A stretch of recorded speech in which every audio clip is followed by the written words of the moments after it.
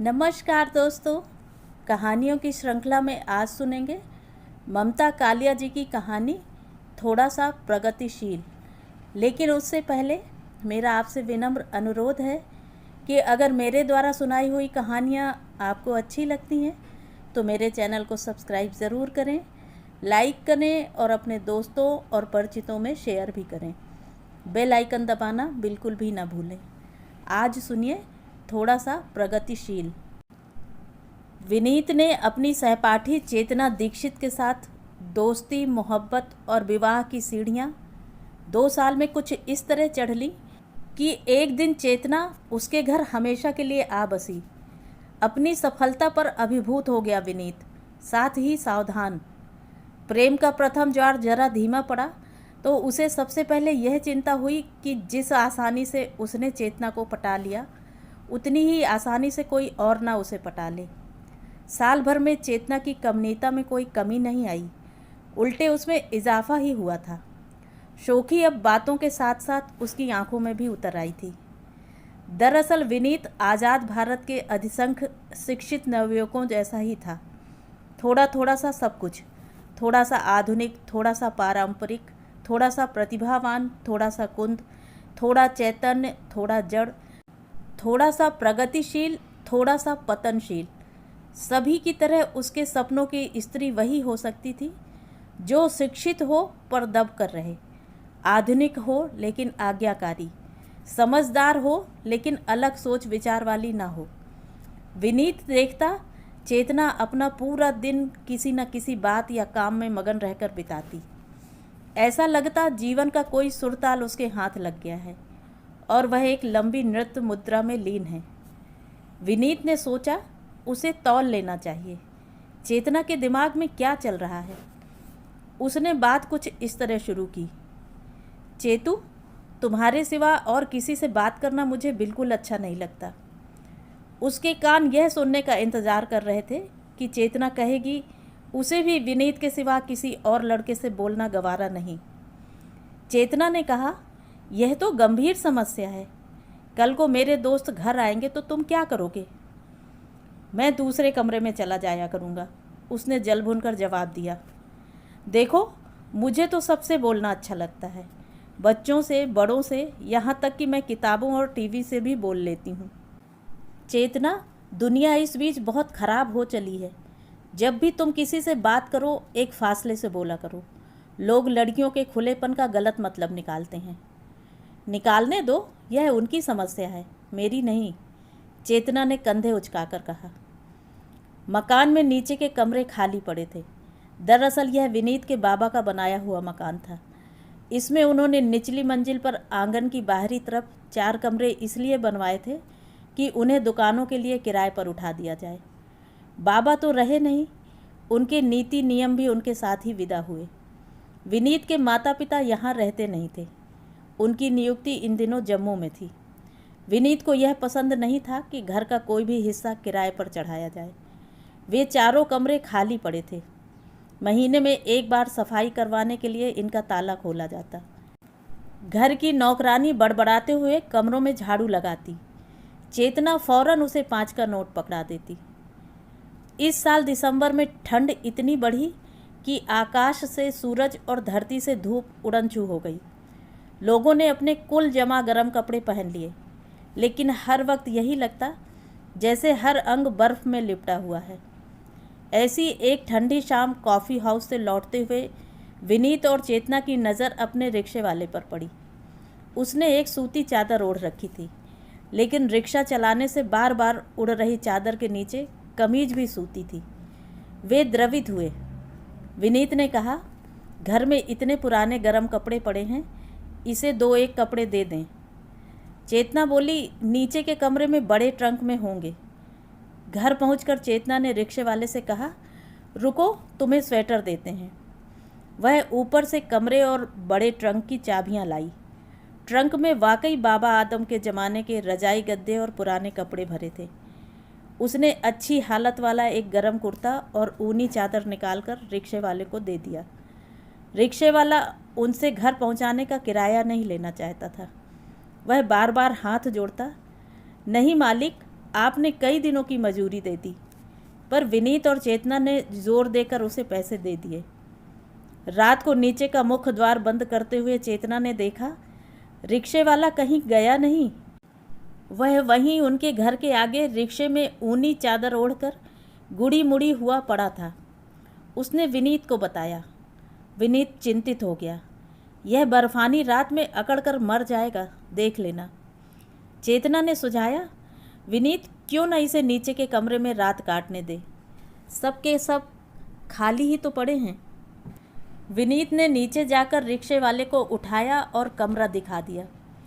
शरण का आश्वासन मिलने पर रिक्शे वाले ने हाथ जोड़कर विनीत के आगे झुककर धन्यवाद किया।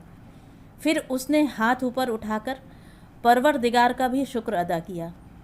विनीत ने उसका नाम पूछा। उसने बताया, रहमत। यह सब सिर्फ एक रात का इंतजाम था जो सारी सर्दियां जारी रहा।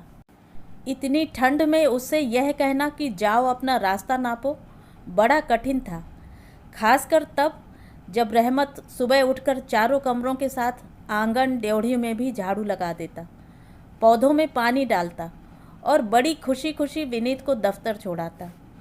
कभी कभी चेतना भी उसके रिक्शे में बाजार चली जाती। एक रात बहुत ज़्यादा ठंड पड़ी। पहाड़ी कस्बों में बर्फ़ गिरी तो मैदानी कस्बे भी जमने लगे। चेतना को लगा रहमत को अब ठंड लग रही होगी। उसने अपने कमरे की खिड़की से आवाज़ लगाई, रहमत, तुम्हें ठंड तो नहीं लग रही? रहमत ने जवाब दिया, नहीं मालकिन। विनीत की नींद टूट गई। उसने चिढ़कर चेतना की तरफ देखा। यह बात दिन में भी पूछी जा सकती थी। दिन में तो धूप की रजाई होती है, पाला तो रात में ही पड़ता है। अगर उसे ठंड लग भी रही होगी तो क्या करोगी? क्या अपनी रजाई उसे दे दोगी? तुम तो बात का बतंगड़ बना देते हो। वह ऐसा कहेगा ही नहीं। विनीत बड़बड़ाया। मेरी अच्छी भली नींद चौपट कर दी। दफ्तर की तरफ से स्कूटर खरीदने के लिए विनीत ने 6 महीने से अर्जी लगा रखी थी।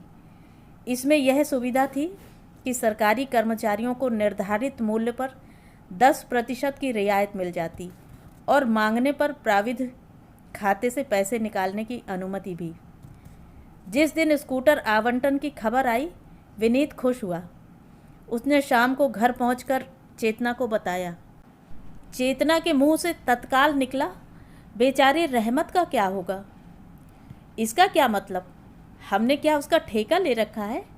जाए वह जहाँ से आया था। विनीत झुंझला गया। यकाएक वह कहाँ सिर छुपाएगा? 6 महीने से यहाँ टिका हुआ है।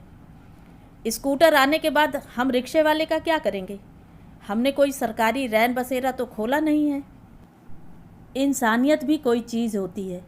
चेतना बोले बिना नहीं रही। तुम उसकी इतनी फिक्र क्यों कर रही हो? तुम्हारा वह क्या लगता है? मैंने सोचा था तुम स्कूटर की खबर से खुश होगी। खुश तो मैं हूँ, पर एक गरीब का आसरा छीनेगा, यह बात खराब है। तो क्या करें?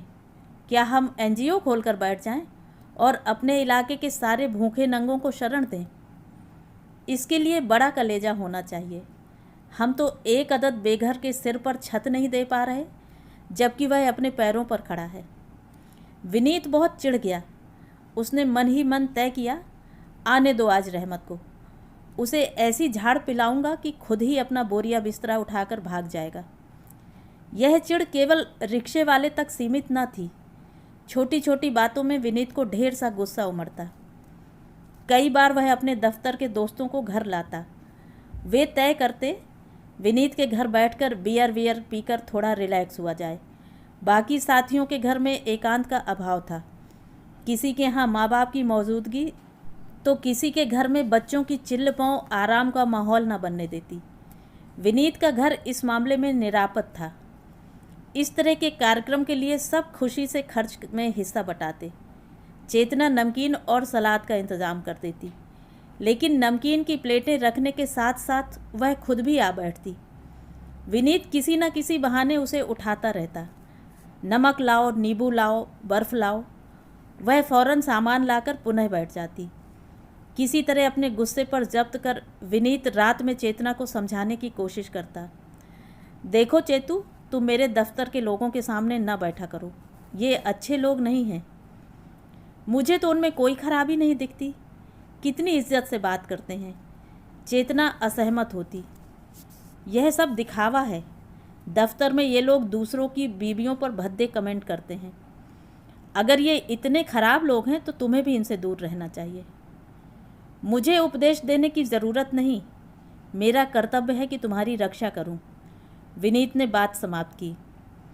विनीत ने पाया बाजार में कितनी ऐसी दुकानें थीं जिनके दुकानदार चेतना से हंसकर बात करते, उसके कहने पर 2-4 रुपए की छूट भी दे देते। कुछ विक्रेता तो उसकी पसंद ऐसे समझते कि उसके बोलने से पहले उसकी मर्जी का सामान निकालकर काउंटर पर रख देते। विनीत ने एक दिन कहा, चेतू, तुम क्यों बाजार जाकर परेशान होती हो? ऑफिस से वापस आते हुए मैं ही ला दूंगा जो लाना हो। तुम सुबह लिस्ट बनाकर मेरी जेब में रख दिया करो।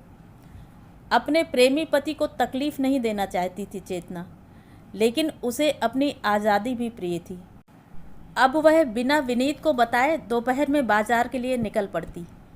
कई बार बिना कुछ लिए लौट आती, पर बाहर निकलने का सुख अपनी जगह था। दुकानों में सजे सामानों का वह पत्र पत्रिकाओं में दिए गए सामानों से मिलान करती और मन ही मन तय करती कौन सी जगह पिछड़ी है तो कौन सी अधुनातन। घर में आने वाले अखबार और पत्रिकाओं की संख्या मज़े की थी, क्योंकि दोनों पढ़ने के शौकीन थे। विनीत जहां हर पत्रिका एक बार पलटकर सरसरी तौर पर पढ़ता, चेतना उसे आद्योपांत पढ़ती।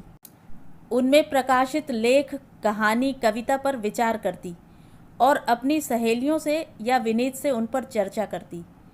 विनीत कहता, देखो, रचनाओं में तर्क से ज़्यादा तन्मयता देखी जाती है।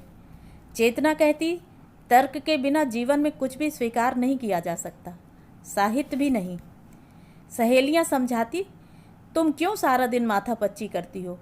कहानियों में झूठ ही झूठ होता है। चेतना अपनी सहमति और असहमति व्यक्त करने में ज़रा देर न लगाती। वह संपादकों को लंबे लंबे पत्र लिखती। जिन रचनाओं में लेखकों के फ़ोन नंबर या पते दिए होते, वह उनसे भी संपर्क करने की कोशिश करती।